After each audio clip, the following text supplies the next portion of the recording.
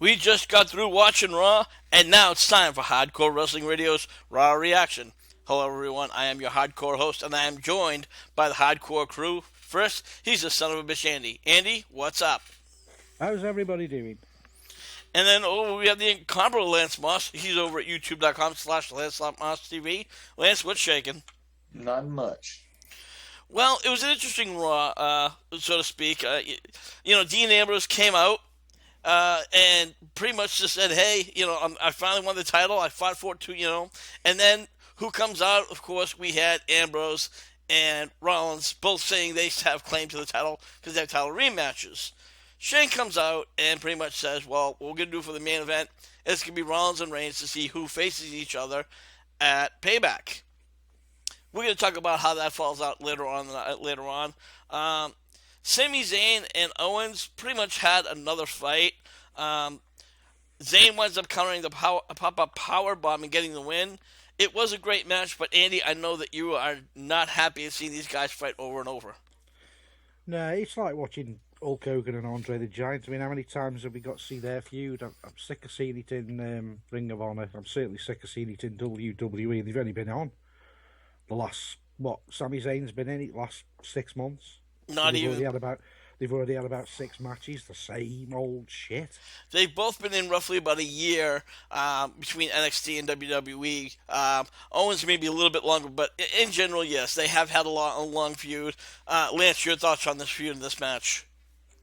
Well, this feud, could WWE do a lot more with it? Yes. Will they probably do a hell of a lot more with it? And will it get a lot more intense down the road? Yes, but I think they need to split the feud up for now.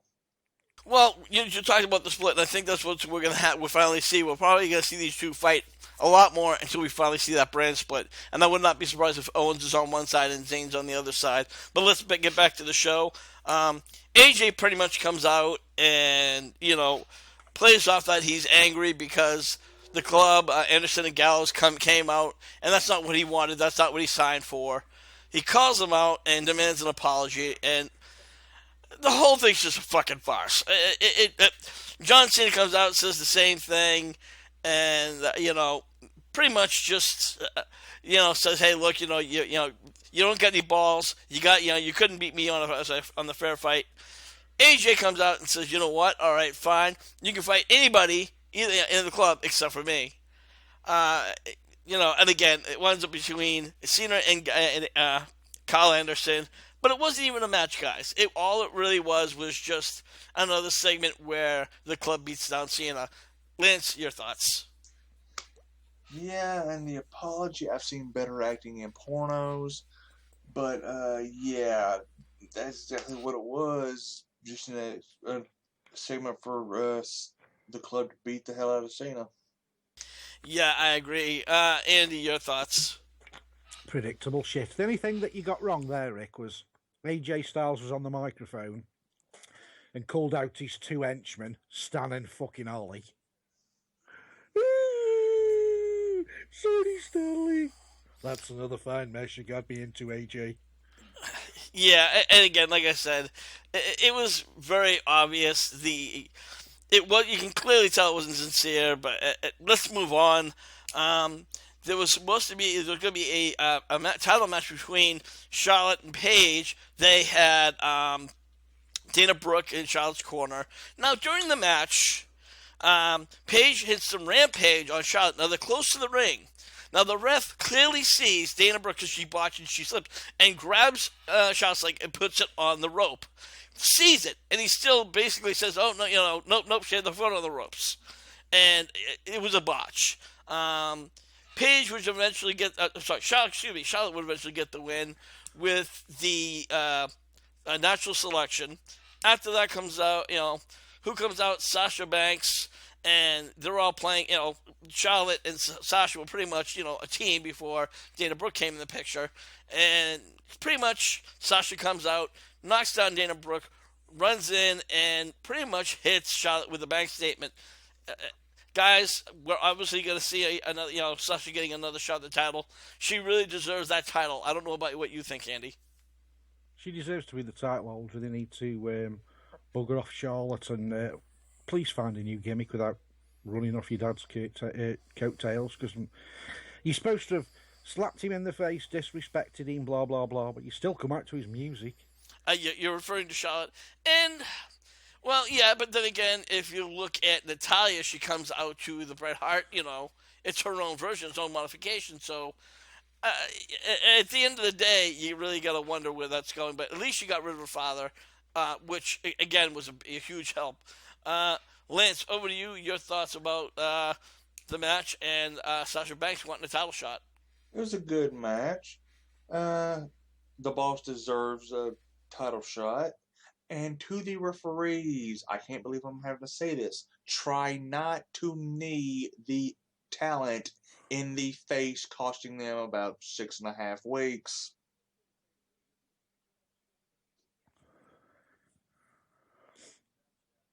Because, well, that's why Sasha was out. So, yeah. Exactly. Now, the Bray Wyatt and the Wyatt family returns, with the exception, of course, of Luke Harper, who is still recovering from a knee injury, or an ACL injury, excuse me. Bray comes out and makes another one of his great promos and the fans are marking out because he's back. And who comes out but New Day? New Day comes out and does the usual spiel, and Bray Wyatt simply says, "You made your first mistake, and that's interrupting me. So you know what? New Day doesn't rock. New Day will fall." Andy, do you think that finally the Wyatts deserve a push, or do you think they're just going to get run over again? I think if they're going to get a push, it's going to be the last time I think they'll get a push. Lance? How many times can you get pushed before you go over the cliff? Well, the thing is, again, for a long time, they've had the gimmick and they've had the fans behind them, but they just never seem to really get to the next level. Lance, your thoughts? You think they're finally going to get to that next level, or you think it's just another day for them? I hope they get it, but once you've pretty much been delegated to whipping boy status, yeah, it's kind of hard to get past that. Just ask Zack Ryder. Yeah, pretty much. And then after last night, of course, Rusev defended his title against Titus O'Neil and then disrespected his family. Titus O'Neil comes out and pretty much says this is personal. This is not about winning or losing. He comes out and just beats the shit out of Rusev before the match starts. This is kind of a given. It was a blah spot. I think it was just basically a time burner. But let's move on to the main event match. Now, I'm going to be honest with you guys. Reigns versus Rollins match as to who would win at Payback was a great match for what it was. But, of course, we all called it, guys, is that somehow it's going to become a triple threat match. Both Rollins and Reigns gets counted out. And, this is where Shane McMahon comes out and says, no, we're going to have a winner. We have to have a number one contender. Dean Ambrose gets to the ring and says, you know what, I'll fight both of them on the same night, so that way they both get a shot. And then, of course, the obvious comes. Shane says, we're going to have a Shield triple threat match for the WWE title. Again, I think it was not as much as obvious as I want to say, but it clearly could have gone. I would have liked to see it a little bit more. Andy, over to you and your thoughts. Like you say, we predicted it before the match starts, and the first time WWE actually put something on their television programming that we don't already predict beforehand will be a miracle. Yeah, absolutely. Lance, over to you. True, but at least they're not doing something that we don't go, oh shit, they're doing this again. Yeah, I mean, like I said, the triple threat Shield match. For one, the fans are liking it. I'm actually pretty psyched to see it, despite the fact that it was obvious. It's they've never fought them. They've never really fought for the title. I think honestly, at the end of the day, I still see that Dean Ambrose is going to retain. Right now, he's hugely over with the fans. And when he came out, they marked out. When he won, they marked out. Andy, real quick, for a future look, do you see Dean Ambrose retaining, or do you see him losing it to either Reigns or Rollins? No, I think Dean Ambrose is going to win and keep it until probably December time. I think he's going to have a long run. Lance, you are a Lunatic Fringe fan, so again, do we see Dean capturing holding the title, or is he just going to be a transitional champion? I see him holding it until at least SummerSlam, because I think hell they'll put it back on their new Golden Boy again, even though he's failed. But whatever. Well, I see the point, but I'd like to see him do a longer title reign. Roman Reigns has 3 title three title reigns. Seth has, well, we could say 2, but again, nonetheless, and just Dean deserves a spot. Yeah. But we're going to wrap things up here, guys, and now we want to know your thoughts. What do you think about this, the Shield triple threat match? Is it something that was more than expected? Is it something you want to see, or is it something that, it could be done without with?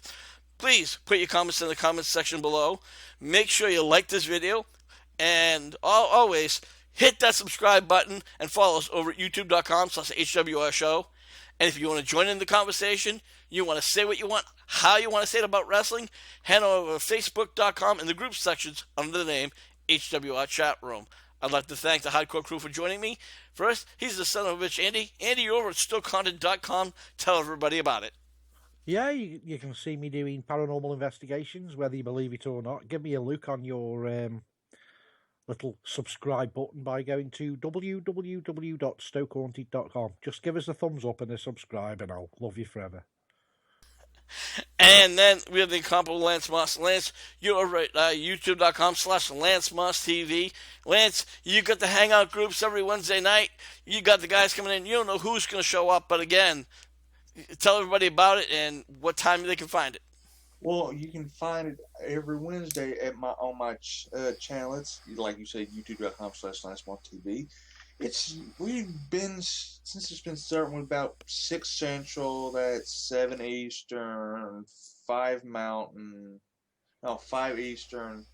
Nobody really cares about the Western time. Yeah. It's about 5 over there. Or some shit like that.